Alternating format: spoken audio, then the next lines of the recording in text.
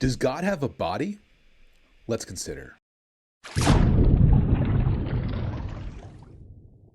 Hello, philosophers. I'm Chico. Welcome to the Philosopher Channel summary of the Summa Theologica. Today we're looking at Part 1, Question 3, Article 1, whether God is a body. This is actually an interesting question for today because even though, a long time ago, there were people that believed that the gods, plural, had bodies. Today, it's still the case that Mormons believe that God has a body. They believe that God had a father who had a father who had a father, and each one of those gods was originally a man like us, so that they had bodies like us. So this is still a live option on the table. The question for Aquinas is this true? Does God have a body? And Aquinas says no, God does not have a body. And he quotes John 4:24, that God is a spirit. So his first argument that God does not have a body is from the argument from motion. And this is something that we've already had a video on. He says, first of all, that no body is in motion unless it is put in motion. And this he argues from induction, right? Just from looking around and seeing that all things in motion are put in motion. 2, God is the first mover and is himself unmoved. And this is from the argument from motion. If you don't remember about that, go ahead and check out that video. 3, so God is not a body. His second argument is from act potency distinction. 1, the first being must be of necessity be in act and in no way in potentiality. Now, what's about to happen here in this premise and the objections to this premise that he talks about are all found in the argument from motion. So if you wanted to, you can go ahead and check out that video, and that'll explain all the stuff that we're talking about here. But the objection that he talks about is that in any single thing that passes from potentiality to actuality, the potentiality is prior in time to the actuality. So, in other words, he's saying that the first being has to be pure actuality, no potentiality. But you might think, but wait a second. When we're thinking about changing things, right, they have to be potential before they could be actual, right? So shouldn't potentiality comes first? And we're talking about the first being, so shouldn't that be potential? His response is no, when we're talking absolutely speaking, right? Speaking absolutely, the actuality actually comes before the potentiality, because in order to bring about that change, something actual needs to exist to bring that potential thing into its actuality, right?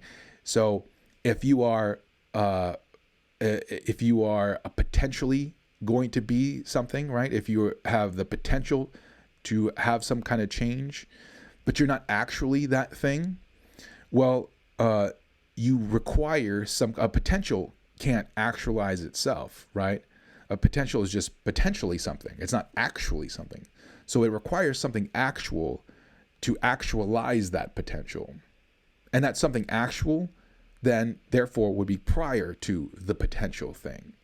So that actual thing is the prior thing. So if we're talking about first being, then we could say absolutely speaking, the actuality comes first. Okay. 2, God is the first being, as has already been proved. 3, so it is impossible that in God there should be any potentiality, right? God has to be pure actuality because he's the first being. There can't be any potentiality because then he wouldn't be pure actuality. 4, the continuous as such is divisible to infinity. So by the continuous, he means basically things with bodies, right? Any kind of body is continuous. And divisible to infinity, right? He could just say divisible, but divisible to infinity, I know, like, you might think, but isn't there some point where we can't divide anymore? Like, we get to some point where our knife isn't sharp enough. At least, let's say, theoretically speaking, divisible to infinity. And when we say divisible, what we're saying is it has the potential to be divided, right? That's what divisible, able to be divided, right? So To be divisible is to have potential, in other words, have the potential to be divided. 5, so every body is in potentiality because it's divisible. 6, so God is not a body, right? If God can't have any potential, and if bodies have potential, namely the potential to be divided, then God can't have a body.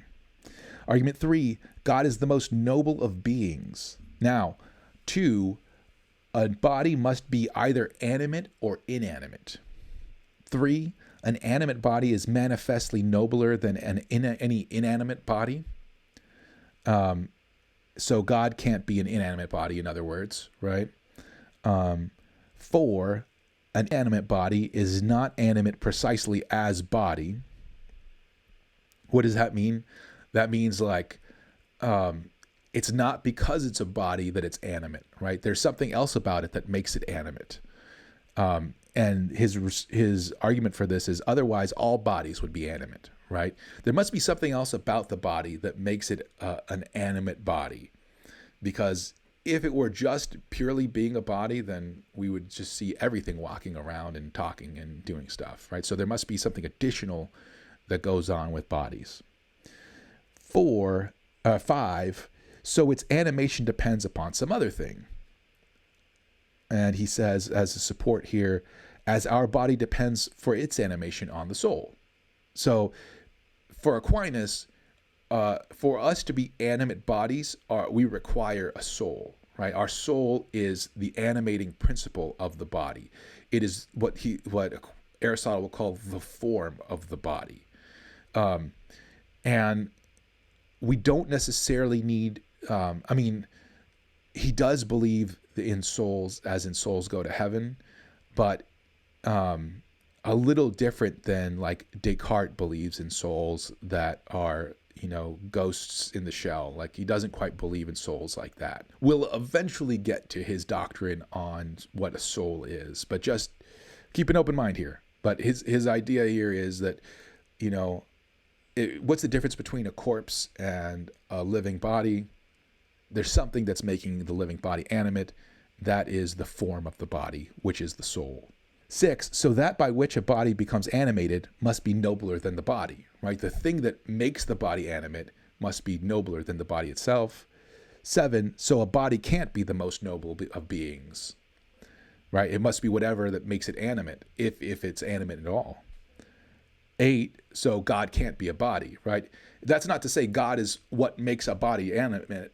That's to say that God definitely can't be a body. If animating principles are more noble than bodies, then for sure God's not a body, right? But that doesn't necessarily mean he's an animating principle, right? That's not necessarily what is saying. So he has 5 objections that he looks at. Let's look at the first one. Objection 1, a body is that which has 3 dimensions. 2, the Bible attributes the 3 dimensions to God.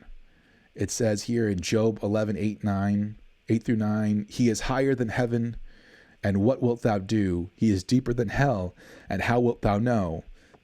The measure of him is longer than the earth and broader than the sea.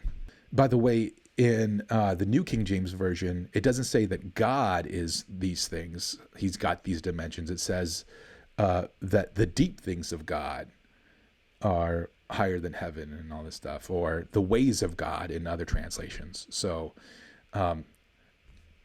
Aquinas is working with his translation. The conclusion, so God is a body. His response is that the Bible puts things that are spiritual and divine under the comparison of things that are corporeal.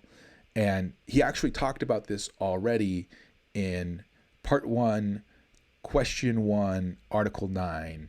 Go back and check that video out if you don't remember. So when it's talking about these different dimensions, they are virtual quantities, not actual quantities. And here's the list that he's got. Depth signifies his power of knowing hidden things. Height signifies the transcendence of his excelling power. Length signifies the duration of his existence. And breadth signifies his act of love for all. Or, here's an alternative version from Dionysius. Depth is the incomprehensibility of his essence. Length, the procession of his all-pervading power. And breadth, his overspreading all things, inasmuch as all things lie under his protection. So there you go. They symbolize something, in other words. They're not like to be taken literally. Objection 2, figure is a quality of quantity. In other words, it's something that things with quantity have. 2, so everything that has a figure is a body. In other words, things with quantity are bodies. 3, now this one is interesting because this is one that I've heard personally. Let us make man to our image and likeness, Genesis 1:26. I've heard people say, doesn't the Bible say that God said, let us make man in our own image? So God is an image, right? Like God has a face like us. 4, so God has an image. 5, Hebrews 1:3 says, who being the brightness of his glory and figure, in other words, the image of his substance. In other words, here the word figure is used interchangeably for the word image. 6, so a figure is an image. 7, so God has a figure. 8, so God is a body. So God has an image, therefore God has a figure, therefore God has a body. Aquinas responds, man is said to be after the image of God, not as regards his body, but as regards that whereby he excels other animals. So it's not because our body, but the way that we excel the other animals. That's why we're like God. And his support for this is that when it's said, let us make man to our image and likeness, it is added afterwards, like what right after that it says, and let him have dominion over the fishes of the sea. So the way that we are going to be in the image of God is having dominion over the fishes of the sea and whatever. 2, man excels all animals by his reason and intelligence. 3, so it's according to his intelligence and reason, which are incorporeal, that man is said to be according to the image of God. In other words, what makes us in this image is our reason and intelligence, and those are incorporeal things, so that being in his image, God can still be incorporeal. Objection 3, whatever has corporeal parts is a body. The Bible attributes corporeal parts to God, so God is a body. And the Bible attributes corporeal parts to God. Here are some examples in Job 44. Have you an arm like God? By the way, all of these are a little off I read the New King James Version of the Bible, so like all these are like a little bit off. And this is Job 49 in the New King James Version. Or Psalm 33:16, behold, the eye of the Lord is on those who fear him, on those who hope in his mercy. So have you an arm like God? The eye of the Lord, the right hand of the Lord has wrought strength, in Psalm 117. So look, it says arm, eye, hand, says God has corporeal parts. And then his reply to this, and he's going to use this to reply to the rest of the objections, is the only reason these are attributed to God are due to parallels. In other words, these are just metaphors. So eye is a metaphor for seeing intellectually, not sensibly. Or he doesn't say this, but just to think about, have you an arm like God? Do you think he's really talking about, do you have like pipes like God? That's likely not what the passage is saying, right? It's just like, do you have the power that God has, right? Objection 4, posture belongs only to bodies. 2, something which supposes posture is said of God in the scriptures. So God is a body. Here's the things that suppose posture.